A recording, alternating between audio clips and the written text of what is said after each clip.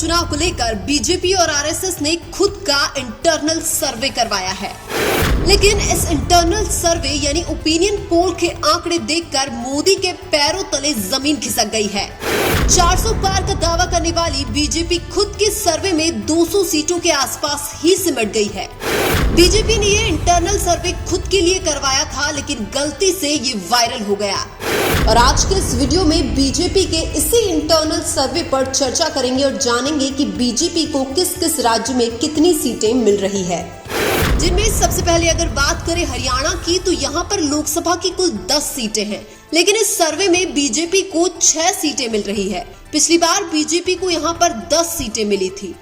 इसके बाद अगर बात करें अरुणाचल प्रदेश की, तो यहाँ पर लोकसभा की कुल 2 सीटें हैं, लेकिन इस सर्वे में बीजेपी को 1 सीट मिल रही है।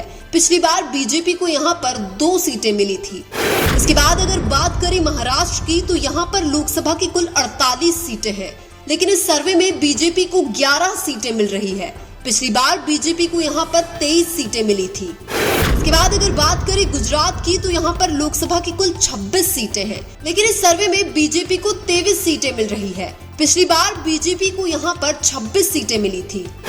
इसके बाद अगर बात करें छत्तीसगढ़ की, तो यहाँ पर लोकसभा की कुल 11 सीटें हैं, लेकिन इस सर्वे में बीजेपी को 6 सीटें मिल रही है। पिछली बार बीजेपी को यहाँ पर 9 सीटें मिली थी।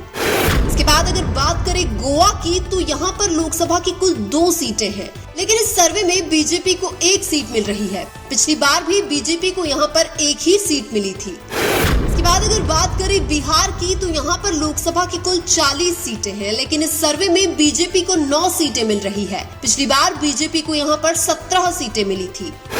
इसके बाद अगर बात करें आंध्र प्रदेश की, तो यहाँ पर लोकसभा की कुल 25 सीटें हैं, लेकिन इस सर्वे में बीजेपी को 1 भी सीट नहीं मिल रही है। पिछली बार बीजेपी को यहाँ पर कोई सीट नहीं मिली थी। इसके बाद अगर बात करें हिमाचल प्रदेश की, तो यहाँ पर लोकसभा की कुल 4 सीटें हैं, लेकिन इस सर्वे में बीजेपी को 2 सीटें मिल रही है। पिछली बार बीजेपी को यहाँ पर 4 सीटें मिली थी। इसके बाद अगर बात करें झारखंड की, तो यहाँ पर लोकसभा की कुल 14 सीटें हैं, लेकिन इस सर्वे में बीजेपी को 6 सीटें मिल रही है। पिछली बार बीजेपी को यहाँ पर 11 सीटें मिली थी। इसके बाद अगर बात करें कर्नाटक की, तो यहाँ पर लोकसभा की कुल 28 सीटें हैं, लेकिन इस सर्वे में बीजेपी को 6 सीटें मिल रही है। पिछली बार बीजेपी को यहाँ पर 25 सीटें मिली थी। इसके बाद अगर बात करें केरल की, तो यहाँ पर लोकसभा की कुल 20 सीटें हैं, लेकिन इस सर्वे में बीजेपी को 1 भी सीट नहीं मिल रही है। पिछली बार भी बीजेपी को यहाँ पर कोई भी सीट नहीं मिली थी। इसके बाद अगर बात करें मध्य प्रदेश की, तो यहाँ पर लोकसभा की कुल 29 सीटें हैं, लेकिन इस सर्वे में बीजेपी को 24 सीटें मिल रही है। पिछली बार बीजेपी को यहाँ पर 28 सीटें मिली थी। इसके बाद अगर बात करें असम की, तो यहाँ पर लोकसभा की कुल 14 सीटें हैं, लेकिन इस सर्वे में बीजेपी को 7 सीटें मिल रही हैं। पिछली बार बीजेपी को यहाँ पर 9 सीटें मिली थी। इसके बाद अगर बात करें मणिपुर की, तो यहाँ पर लोकसभा की कुल 2 सीटें हैं, लेकिन इस सर्वे में बीजेपी को 1 भी सीट नहीं मिल रही है। पिछली बार बीजेपी को यहाँ पर 1 सीट मिली थी। इसके बाद अगर बात करें मेघालय की, तो यहाँ पर लोकसभा की कुल 2 सीटें हैं, लेकिन इस सर्वे में बीजेपी को 1 भी सीट नहीं मिल रही है। पिछली बार भी बीजेपी को यहाँ पर कोई भी सीट नहीं मिली थी। इसके बाद अगर बात करें मिजोरम की, तो यहाँ पर लोकसभा की कुल 1 सीट है, लेकिन इस सर्वे में बीजेपी को 1 भी सीट नहीं मिल रही है। पिछली बार भी बीजेपी को यहाँ पर कोई भी सीट नहीं मिली थी। इसके बाद अगर बात करें नागालैंड की, तो यहाँ पर लोकसभा की कुल 1 सीट है, लेकिन इस सर्वे में बीजेपी को 1 भी सीट नहीं मिल रही है। पिछली बार भी यहाँ पर बीजेपी को कोई सीट नहीं मिली थी।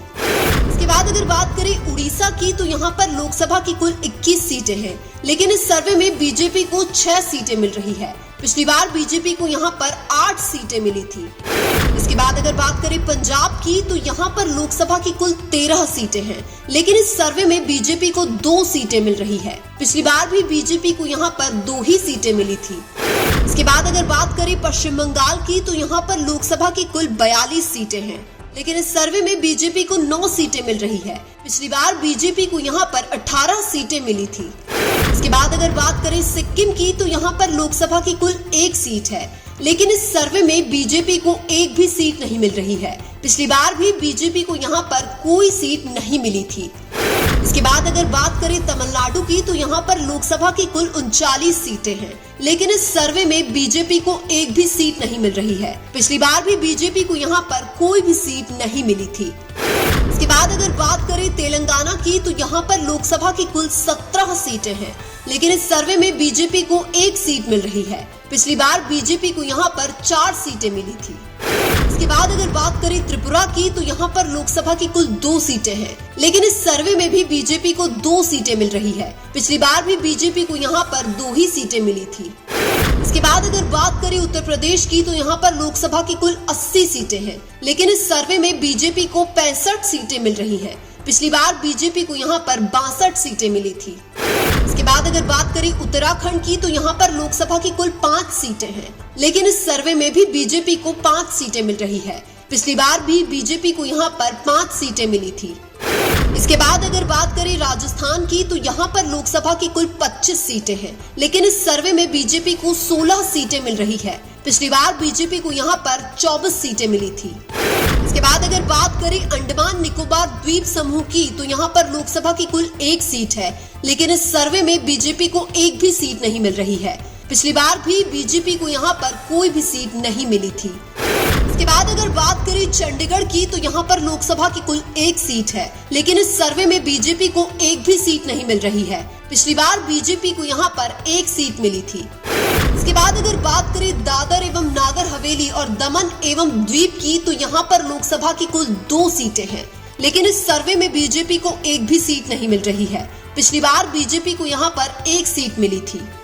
इसके बाद अगर बात करें जम्मू कश्मीर की, तो यहाँ पर लोकसभा की कुल 5 सीटें हैं, लेकिन इस सर्वे में बीजेपी को 1 सीट मिल रही है। पिछली बार बीजेपी को यहाँ पर 2 सीटें मिली थी। इसके बाद अगर बात करें लद्दाख की, तो यहाँ पर लोकसभा की कुल 1 सीट है, लेकिन इस सर्वे में बीजेपी को एक भी सीट नहीं मिल रही है। पिछली बार बीजेपी को यहाँ पर 1 सीट मिली थी। इसके बाद अगर बात करें लक्षद्वीप की, तो यहाँ पर लोकसभा की कुल 1 सीट है। इस सर्वे में बीजेपी को एक भी सीट नहीं मिल रही है। पिछली बार भी बीजेपी को यहाँ पर कोई सीट नहीं मिली थी। इसके बाद अगर बात करें दिल्ली की, तो यहाँ पर लोकसभा की कुल 7 सीटें हैं, लेकिन इस सर्वे में बीजेपी को 5 सीटें मिल रही है। पिछली बार बीजेपी को यहाँ पर 7 सीटें मिली थी।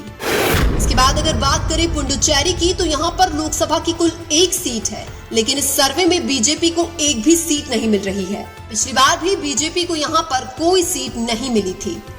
यानी कि कुल 543 सीटों के सर्वे में बीजेपी को मात्र 214 सीटें मिल रही है। लेकिन आपको क्या लगता है 2024 के लोकसभा चुनाव में केंद्र में किसकी सरकार बनेगी? कमेंट करके जरूर बताइए। वीडियो अच्छा लगा तो लाइक कीजिए और हमारे चैनल मीना की आवाज को सब्सक्राइब कीजिए। धन्यवाद।